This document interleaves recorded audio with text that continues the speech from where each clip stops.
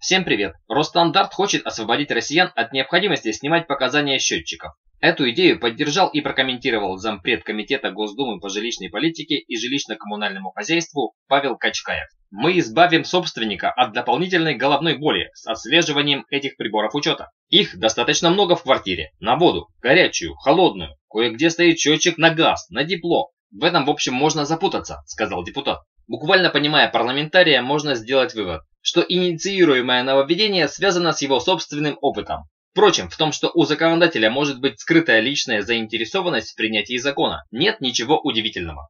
По одной из версий, даже поправка к Конституции Америки, отменяющая рабство, появилась в том числе благодаря тайной любви одного из членов команды президента США Линкольна к своей домработнице. И дарит эту поправочку своей любимой, так сказать, чернокожей экономки.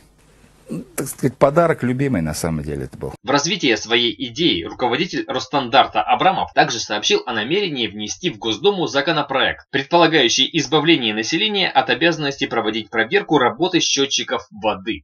Абрамов добавил, что в случае принятия соответствующих поправок россиянам придется обеспечить доступ специалистов проверяющих служб к внутридомовым счетчикам. Учитывая сложившийся стереотип о высоком уровне хамства работников ЖКХ, у многих людей данная информация, мягко говоря, вызывает тревогу. Сидишь нормально вечером дома, в хорошем настроении, кто-то взял тебе, позвонил, сказал гадости, положил трубку. И ты прямо у себя дома, облитый грязью, несчастный и одинокий. Поэтому не странно, что хотя новый механизм контроля за потребителями коммунальных услуг уже на пороге, его необходимость вызывает у людей массу вопросов. Одна из основных проблем планируемого нововведения заключается в необходимости обеспечения доступа гражданами в свои квартиры посторонних людей. В наши дни мошенничество и прочие преступления под прикрытием проверок от коммунальных организаций уже давно не редкость. Поэтому даже под угрозой штрафа далеко не каждый отважится впустить в свою квартиру незнакомцев. Может быть, тебе дать еще ключ от квартиры, где деньги лежат?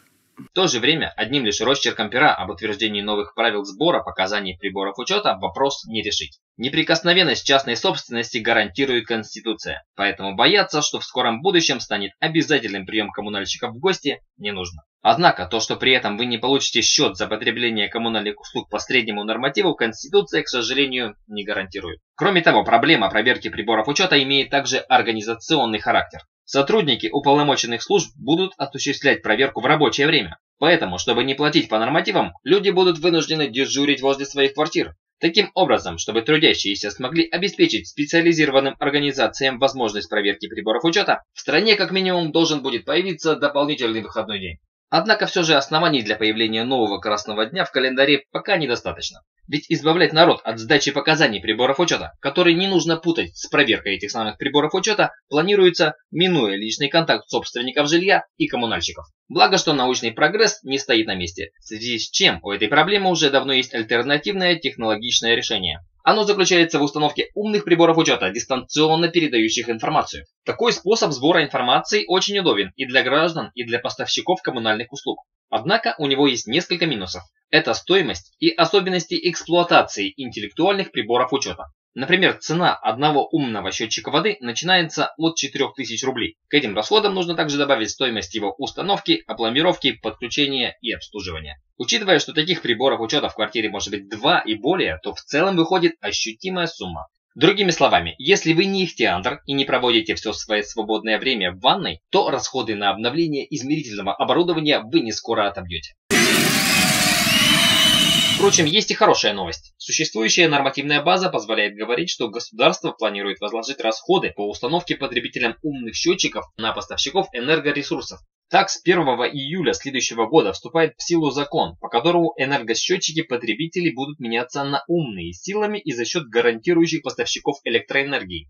Затраты на модернизацию оборудования будут вшиты в тариф электроснабжения. Другими словами, это означает, что оплата потребителями смарт-счетчиков будет осуществляться, в кредит, то есть в рассрочку с покрытием всех возможных расходов поставщика электроэнергии.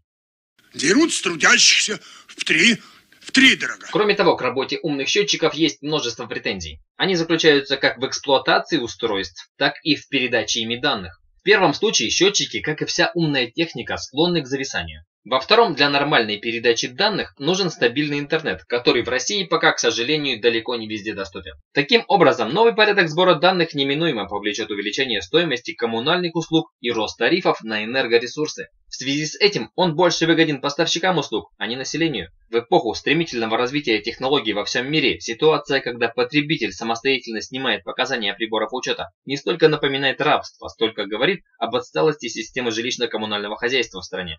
В то время, как наши космические корабли бороздят просторы Вселенной. Сообщение же сведений о количестве потребленных ресурсов при совершении квартплаты через отделение Сбербанка или мобильное приложение утомительным назвать уж никак нельзя. У умных приборов, безусловно, есть плюсы, но пока их принудительное всеобщее внедрение не столь очевидно. Было бы интересно вернуться к этой идее в будущем. Ну, например, когда большинство россиян будут проводить основную часть своей жизни в путешествиях. Тогда, конечно же, умные счетчики естественным путем появятся в нашем быту. Подписывайтесь на канал обо всем с юмором, чтобы не унывать, какие бы новости ни появились в нашей жизни. Спасибо за внимание, пока.